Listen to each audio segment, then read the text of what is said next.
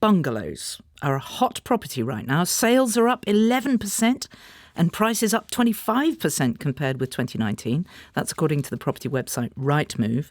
The humble bungalow is mostly found in the south of England, and the average price now is nearly £357,000. Pip and Daniel have also bought their first home this year. It's a 1960s bungalow just along the coast in Ramsgate, and they've been sharing their adventure on YouTube.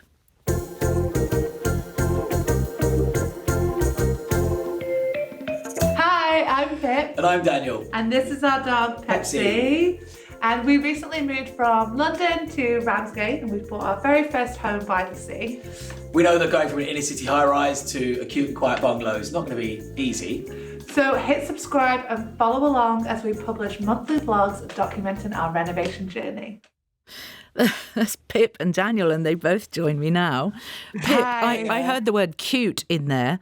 So was it cuteness that hooked you, or was it the price? Well, probably a mixture of both, really.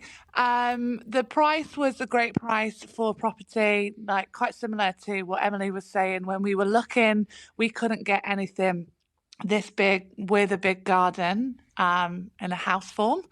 And it definitely is. It's definitely cute inside. It's very stuck in the 80s. But it's great. Well, Emily, we love it so far. Emily had problems with asbestos. So with your sort of refurbishment, are you finding that? We've not found any so far. We've had tests done, which is great. So that isn't one of the things that we're coming up against. We're coming up more of a home DIY kind of like things. Now, you, I know, spent a lockdown in a tower block in Hackney. Yes. Did that really, really drive you to never, ever be high-rise again? Yeah, I think after living for so long in, right in the centre of London, after lockdown happened, it kind of spurred on us to sort of look up outside of London and get for some more space and see what else is around. Lots of people did that, and they all sort of legged it from London. And the research is starting to show that many of them are coming back. So do you think this is definitely permanent for you? I think for us, yes, definitely. Yeah. It's also to do with, where we are in our lives. We're ready to settle down and have kids, and maybe we don't want to do that right in the centre of London.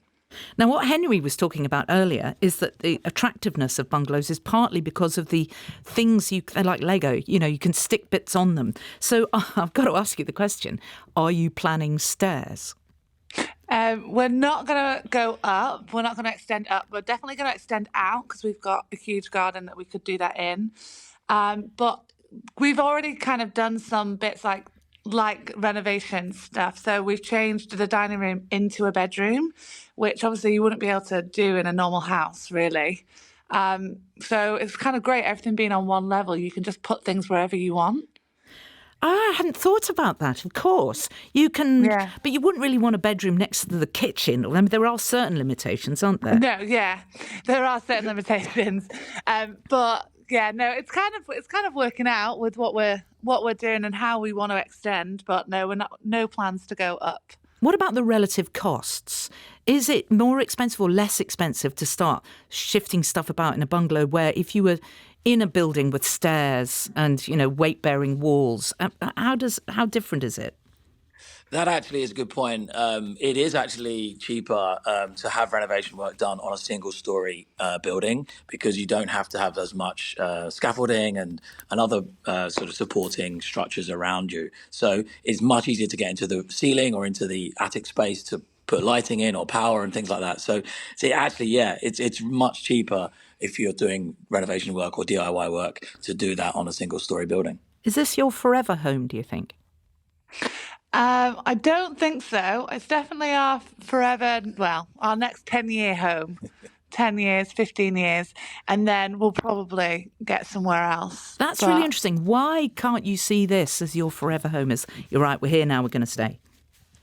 I think for us, our forever home has kind of not got as many people around us. Are you in a sea of bungalows?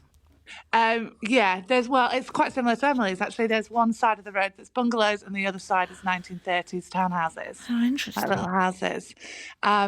So I think our forever home definitely has a bit more land and not that many neighbours. Pip and Daniel, thank you so much. We'll enjoy the next 10 years in your Ramsgate bungalow. Thank you so much for joining us.